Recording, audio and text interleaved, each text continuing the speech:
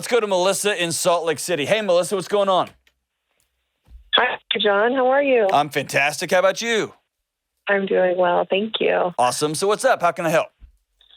So I would love to ask you a question, and then I'd love to give you a little bit of context. So Cool. Do me a favor. Talk right into the phone. I'll make sure I don't miss this. Right in the phone. Is that better? Perfect. Yes.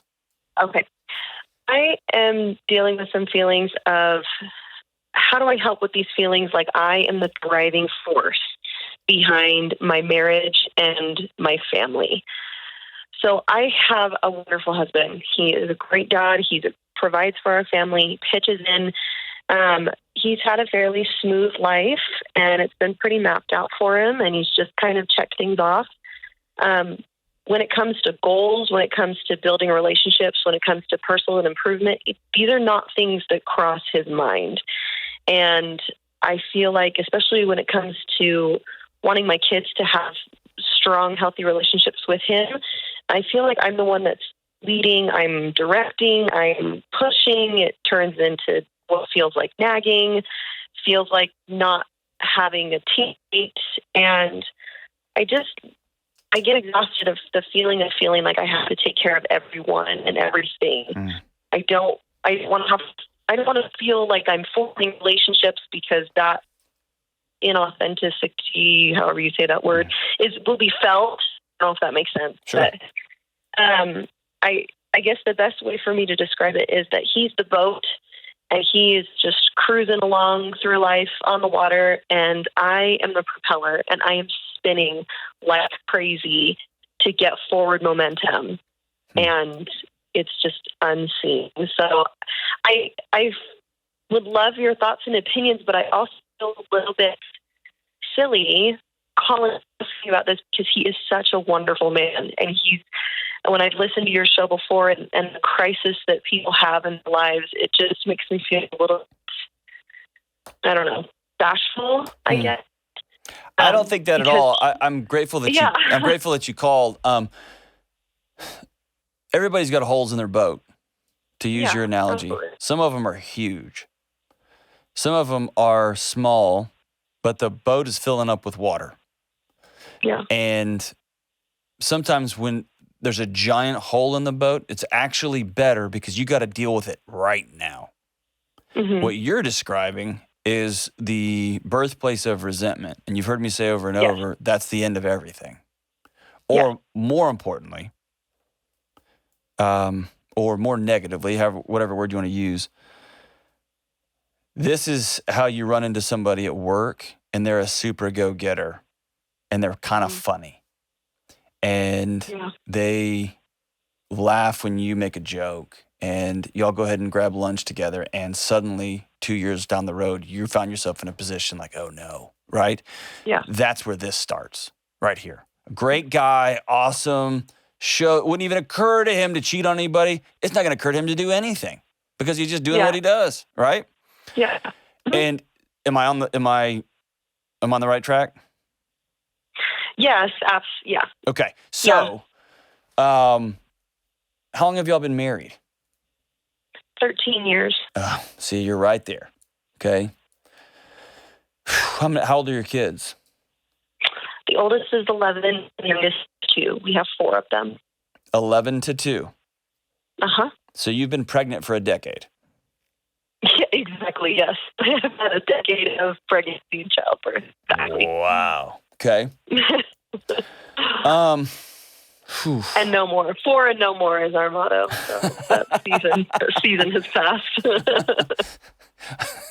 4 and no more. Ours was 2 and I'm done with you. James, you're 4 and no more 2. Have you sat down and told him this stuff? I have many times. Talk to me about what that's like. No, let me back it up. Let's don't even do that question yet. Where do you want to go? Where do I want to go? Because here's what I'm afraid is happening. And I've got no context for this call. I've heard your voice 1,000 times. And you say, Delony, you're wrong. You're crazy on this one. Okay. His life is exactly how he drew it up. He has an incredible wife. He's got 4 healthy, wonderful kids. He's got an 11-year-old, a 2-year-old, and everyone in between. He's got a job he goes to and he comes home. The house is there. Things are just rocking and rolling. My fear is you just want to go for the sake of going. And you don't even know where. You just want to go. And it's that pent-up energy that's going to get everybody in trouble because it's not directed anywhere. Does that make sense? Yeah. So are you just feeling this 13-year same guy, you got 4 kids, and you're missing romance and excitement and the mystery and the Is that what it is? I think there's definitely a bit of that. Okay, so what else is it? Yeah, I think it's also just feeling like I see improvements I want to make in myself, Mm-hmm. and I see improvements, and I see things that I value. I value having relationships with my kids, and putting in the effort to have that kind of relationships and to practice what I preach. I guess a stereotypical way of putting it, but Hey, your phone's breaking up. Can you go to a place? This is super important. Can you go to a place where you got good signal? all right, No, you're good. is that okay? Great. Perfect. Much, much better. Okay. I guess I'm just kind of, there is a little bit of like this stagnant, I guess, that I can feel of just like, okay, I just need something. I just need a little spark. I need just a little something. But then there's also the feeling of I have these values that I try to show in my actions of valuing my kids and valuing personal improvement through my health and through, physical activities and putting in effort. And I value having a relationship with him, and the effort feels so one-sided. Okay, is this covert for he's gained a lot of weight and you're not attracted to him anymore? Oh, no, absolutely not. Okay. If anything, I've done that. So what is, get to the root. Like there's something, you're so kind and you're so diplomatic. Get to the root. Oh, gosh. Have you ever cheated on him? No, never. Are you thinking about it? No. Are you bored to death? No. Are you scared about tomorrow? What is it? I think it's just feeling like I'm the only one that's putting in the effort in this relationship. It's feeling like... What's the effort towards? Because I keep hearing conversations about energy. Yeah. The effort is probably towards him having a relationship with me, feeling like I have to be the one that instigates everything. I have to instigate like, hey, it's been a while since we've been on a date, or hey, it's been a while since you've had one-on-one time with each of the kids, and hey, maybe we should like plan a family trip to spend time with each other, and hey, maybe we should spend less time on our phones so that our kids can see our eyes when we're around them. And hey, and it's just like this constant initiation that I have to put forth where I almost feel like this, I don't know if it's discontent or if it's just this drive to improve. No, you're dealing with it. He lacks. Listen, Melissa, that's what I was looking for. Go back when you listen to this call, go back and listen. That's the voice I was looking for. Okay. That's the voice of a woman who's married to a depressed man, a man who's checked out, a man who doesn't feel like he's got a purpose in his own house. Yeah. He's got no mission in his house. He's got a wife that runs everything, that tells everybody where they need to be. The picture. Y'all a family that gets like family photos? Every once in a while, yeah. Okay. When we have a new kid. See, and do you tell everyone where they're going to stand? Yeah. You do. I usually tell everybody what they're going to wear. That's and exactly how right. To behave. Yeah. So what you are doing is you have a very clear picture of what family is, what life is, what husband looks like, what kids are going to look like, how they're going to talk, how they're going to act, how much sex we're going to have, what our bodies are going to look like. You've got very clear pictures.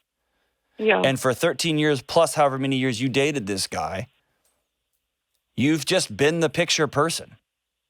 Yeah. And he hasn't, for a decade and a half now, he's just going along with your photo. Yeah. And over time, he's checked out completely.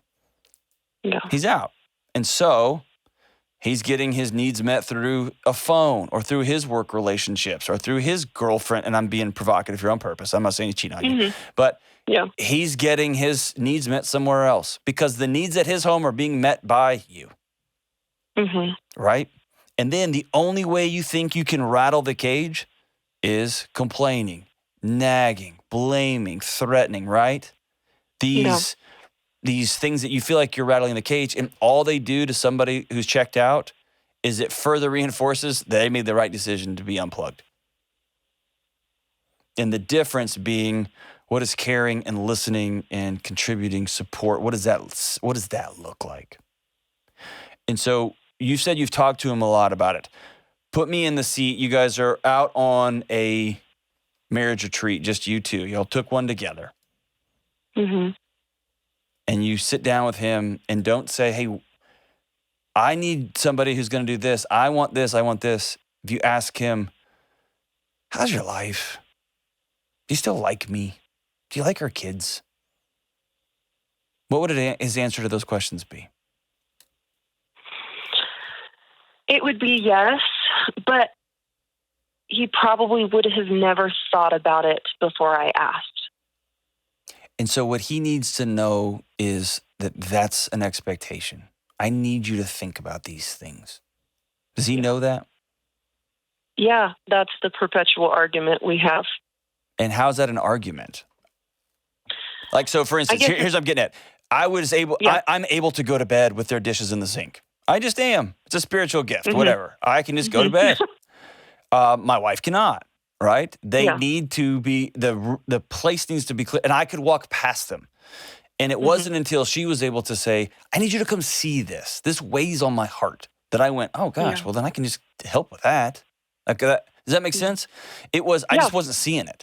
Now that you have said, this matters to me. And should you have to tell a dad to put his phone down? No. But that's the world we're in. So you did that, right? Yeah. He's checked out. And so when you say, I need you to plug back in, I need your phone to go in a drawer. Because right now your kids believe you love that little digital box more than them. What does he say? It happens. He's willing, and it just doesn't last. Have you told him, here is my either or statement.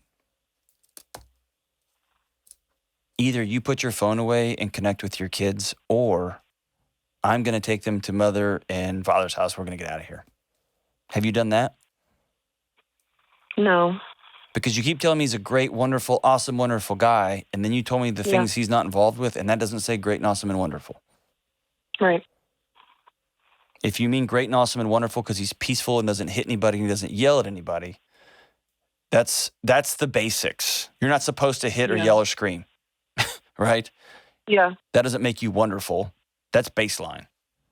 Right. You know him? Why won't he engage? Yeah. Why? Is he scared of you? Is he annoyed by you? Is he not attracted to you? What's the deal? I think you know. What is it? I think it's just because it's easier. It's easier just to let me take care of everything. Do you let him take care of things? Letting me take care of things. I know, but do you let him? Do you let him choose vacations? Do you let him choose dinner places? When you say, I want to get photos taken, we're all going to wear our white little sailor outfits, and he says, can we just wear a regular clothes? Do you go, that's cool? Or do you say, no, this is what we're wearing? If he put the effort into thinking about a vacation and to thinking about dinner places, yes, I would let him. Why doesn't he date his wife anymore? That's my question. Because it takes effort. It can't be that, because he had a lot of effort when he chased you down. Is that right? No. Oh, he never has? Okay, then, so now you're mad that he's 6 foot tall and you married a 6 foot tall guy. Yeah. Like, it sounds like he didn't trick you. No. It sounds like you hoped this would just, quote unquote, work itself out. Or somehow, by osmosis, he would just transform into the guy that you so badly want him to be. Yeah, probably. I think before it was just easier. It was easier, I could go on for 5, 6, 7 years and be okay taking care of everything. Mm-hmm. And then probably the last 2 years have kind of whacked me over the head with a bat. And all of a sudden it was like, I don't have it anymore to take care of everything anymore. Yeah. And so I need to feel like I'm not the only one putting in the effort. I'm not the only one that cares about what the relationships with our kids looks like. I'm not the only one that cares about the relationship in our marriage and what it looks like. So I'm going to break your heart, Melissa, okay? Dang it. Don't do that. No, I'm just kidding. Go ahead. It's not going to change. Yeah. It's not. Yeah. This is who you married, and you've done that for 15 years. Now, do I think he could change? Oh, my gosh, absolutely he could. Yeah. He absolutely could. But your conversations, you're nagging, you're threatening, you're complaining. It's not doing anything. And so I think we're at a moment now in your family's history where you've got to decide what's the next move for you. Mm-hmm. Have you gone to see somebody by yourself just to talk through this? Yes, I've been seeing somebody for postpartum depression for the last year or so. Okay. And this has come up and we have discussed this, yes. And what did they say to do? A little bit of the same thing of you can't control the relationships that he has with the kids. Mm-hmm. That's not your place. It's just, you just can't. I can't control, because if I force relationships, or if I force it, the kids would potentially get old enough and will say, well, that dad didn't really want to. That was mom forcing him. Well, and beyond that, you're going to be exhausted and heartbroken the whole time, right? Because none of it will be real. Yeah. Right? So here's what I want you to do. Okay. At the end of the day, it's the old Dr. Henry Cloud quote that I love, which is he's going to have to get some problems, and he doesn't have any.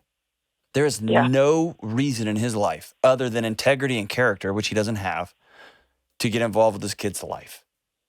To do the hard, crazy work of having 4 kids in 10 years and rediscovering who his wife is, redating her, deciding I'm going to level into this family, support this family, not just financially, but emotionally, psychologically, spiritually, all those things, right? I'm going to be connected in this thing. He's going to have to get some problems, and he's never had them. He's never had to. He doesn't even know what that is. Yep. I want you to get a book by Dr. Henry Cloud called Necessary Endings. Okay. And I'm not telling you to end your marriage in any way, shape, form, or fashion. Yeah. I'm telling you, you are making yourself clinically insane by trying to close the gap that has always been there. Yeah. Does that make sense? Absolutely. And at the end of the day, your choices are, I'm going to love those kids like they've never been loved before, ever. And I can't get into I'm going to have to accept how he's chosen to parent. Or you're going to have to go do something else. Yeah. Does that make sense? Yep. But just yelling into the Grand Canyon isn't solving that problem. There's either acceptance of it, and you have to work for the rest of your kids' lives to not fall into resentment, or you're going to have to sit down with your husband and say, here's my or what statement. You're going to get involved. You're going to put the phone away. We're going to learn how to love each other again. We're going to start practicing desire. We're going to go to marriage retreats. We're going to go to marriage counseling. We're going to go back and remember what it's like to love each other. And I'm not carrying the weight of this family anymore. We are going to carry the weight of this family. And I'm asking you to learn a whole new skill set. And I've seen it happen over and over and over again. I know he can, if he wants to. Mm-hmm. Here's where this sucks, though, is it's a risk. Because he might look at you and say no. Yeah. Right? And in fact, in many ways, he has, right? Yeah. Because you've asked him over and over and over and over. Is that fair? Yep. No, I totally get it. Sorry. And you hit the nail on the head when you talk about being connected, not just financially, because we've had that conversation of you are more than a paycheck that puts a roof over our head. And you've got to ask yourself, have I treated him like anything other than a paycheck? Does his opinions matter in this house? And so maybe you all go out and you have a retreat and say, I'm looking down the road. We have a 2-year-old and 11-year-old. We've got 8 years left for our oldest one to be here at our home. We have 16 years left for our youngest one to be in our home. We're done now. We're 4 and out. I want to sit down and map out what the next 10 years is going to be. And I'm done driving. I've driven for 15 years. I'm out. I'm not driving anymore. I'm handing you the keys. And here's what that looks like in my head. I want to hear what it looks like in your head. In my head, it looks like no phones. In my head, it looks like you and I go on dates every single week so our kids can have a picture of what romance actually looks like. We're going to hug and we're going to kiss every morning and at night. Ooh, in front of the kids so they see what that looks like. We're going to argue and fall back in love. We're going to have 2 vacations a year and you're going to plan one of them alone and we're going to go. And so on. And you need to be very clear with what you are expecting the driver of this car to look like. But he needs to know that, have it very clear. And you can tell him, I will support you. I will love you. I will go to these things with you as you learn these new skills, but I'm going to be involved with you. But we're going to have to build this thing up from the floor up. And all of this, Melissa, is a risk because he may just say no. But you deserve it and your kids deserve it. Thanks for that call. I want to know how that conversation, that breakfast y'all take, that half-day retreat you take on a Saturday, I want to know what that's like.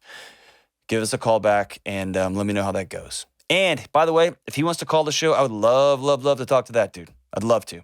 All right. Thank you so much for the call.